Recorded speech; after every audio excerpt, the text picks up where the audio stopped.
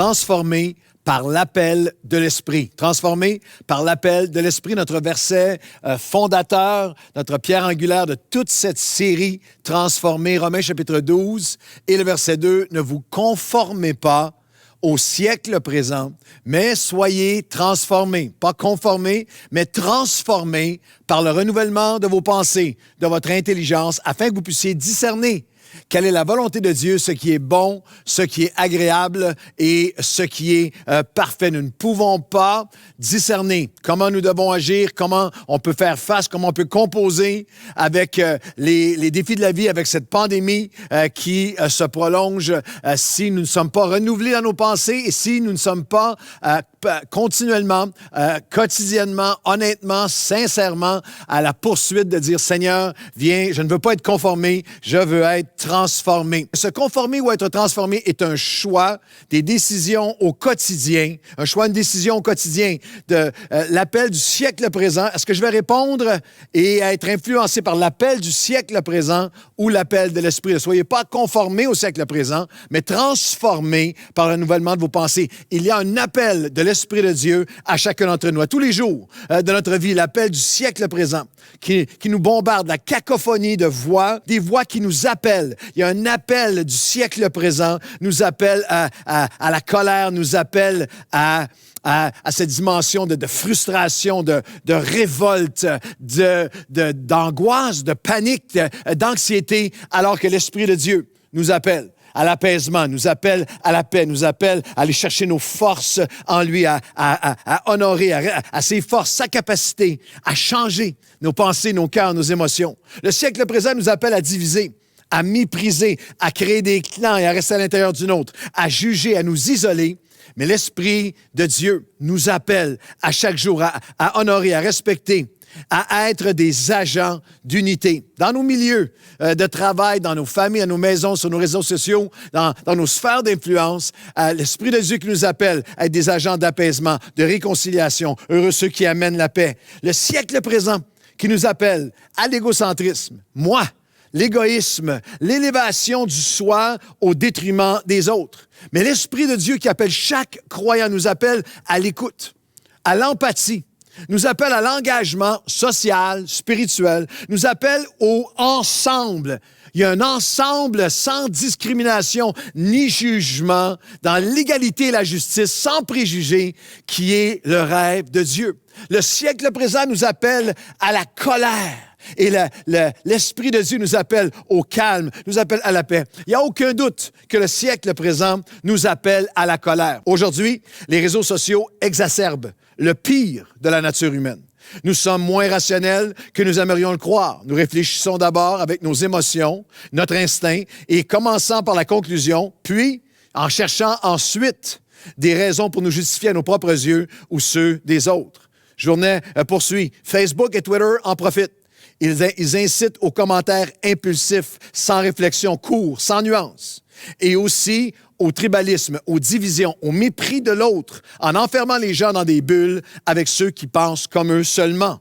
C'est un activant, un accélérant pour la colère. Une colère vécue seule derrière son écran et qui a besoin d'être déchargée.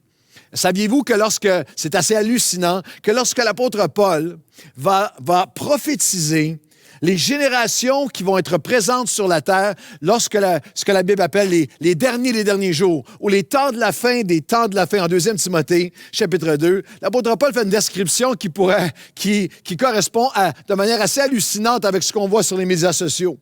Sache que dans des derniers jours, il va y avoir des temps difficiles. Les hommes vont être égoïstes, matérialistes, arrogants, amis de l'argent, mais ennemis de Dieu, blasphémateurs, insensibles, cruels, calomniateurs, hors de contrôle, sans maîtrise d'eux-mêmes. Ils n'ont pas de limite, versons le message de 2 Timothée. Ennemis des gens qui font du bien et Ils sont colériques, ils sont rebelles, ils sont sans loyauté. Paul dit que ça va être une marque des voies de l'appel sociétaire du siècle des temps de la fin. Et certains diront, ouais, mais ça a toujours été comme ça. Il y a de plus en plus d'observateurs brillants, sociologues, qui étudient ce qui prend place dans notre monde moderne, qui assignent à cette génération-ci, qui voient et observent dans cette génération-ci une marque particulière de colère. Il y a un auteur qui s'appelle Pankaj Mishra. Il a écrit un best-seller et ça s'intitule « L'âge de la colère, une histoire du présent » où il fait, dans son essai, où il fait la démonstration d'une époque de colère présente à cause des médias sociaux, sans précédent. Puis il donne 2 facteurs modernes qui contribuent à la particularité de notre époque face à la colère. L'appel de la colère, ce qu'il appelle l'individualisme et le mimétisme appropriatif. C'est quoi ça, le mimétisme? Le mimétisme, c'est la particularité, c'est dans le monde animal, par exemple, la particularité des espèces de se confondre et de se conformer à leur environnement. L'animal qui prend la couleur, prend les textures de son environnement, il devient conforme. Ou c'est même, une autre définition, la reproduction machinale, inconsciente de gestes et attitudes que tu as pris dans ton environnement. Et littéralement, cet auteur dit à quel point, avec les médias sociaux, des gens littéralement deviennent, il y a cet âge de la colère, une histoire du présent, un mimétisme. Je prends les opinions de ce que je lis, de ce que je m'absorbe. L'appel de cette société, l'appel du siècle présent m'habite et même en vient à me définir. Et au milieu de tous ces appels, il est tellement important, tous ces appels du niveau humain, il est tellement important de nous rappeler qu'il y a un appel de l'Esprit. Le dernier chapitre, un des derniers versets du dernier chapitre de la Bible, dans l'Apocalypse chapitre 22, et le verset 16 à 18. « Moi, Jésus, j'ai envoyé mon messager pour vous attester ces choses dans les églises. » Jésus parle aujourd'hui, à travers ses messagers, à son Église. « Je suis l'étoile brillante du matin. » Et l'Esprit et l'Église, l'Esprit, l'appel de l'Esprit. L'Esprit et l'Épouse, l'Église, disent « Viens ». Ça, c'est l'appel de l'Esprit, « Viens ». Et que celui qui entend dise « Viens ». Et que celui qui a soif vienne. Et que celui qui veut prenne de l'eau de la vie gratuitement. C'est l'appel de l'Esprit en ces temps de la fin. Nous allons être transformés seulement par notre réponse, alors que nous répondons à chaque jour à l'appel de l'Esprit. Question COVID.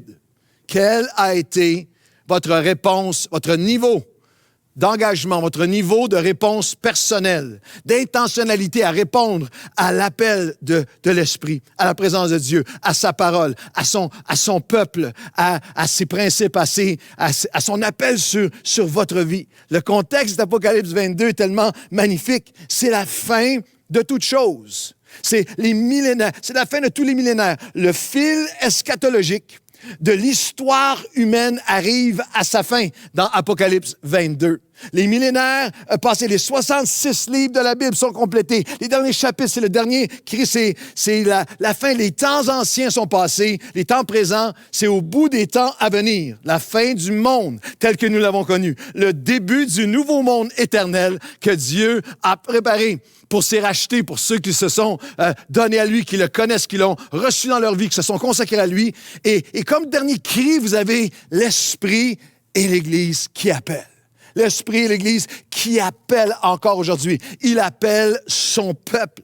Il dit que celui qui entend, que celui qui a soif et que celui qui veut. L'Église, je suis un messager, bien humble, bien imparfait, mais comme messager à son Église. Je n'appelle pas les gens à un parti politique, je ne les appelle pas à un candidat, je ne les appelle pas à une opinion politique ou sociale. Je vous appelle, l'Esprit de Dieu vous appelle à venir à lui, à venir à Christ, à venir au Seigneur. Il appelle, reviens à moi, viens, que celui qui a faim, que celui qui a soif, que celui qui entend, que celui qui veut, parce qu'il ne s'imposera jamais. Il appelle son peuple, il appelle toi qui s'est éloigné de lui. Il t'appelle aujourd'hui, viens, t'as soif, viens. Il appelle celui qui s'est éloigné. Il appelle celui qui ne l'a jamais vraiment connu, ne s'est jamais vraiment abandonné à lui. Il appelle ton nom.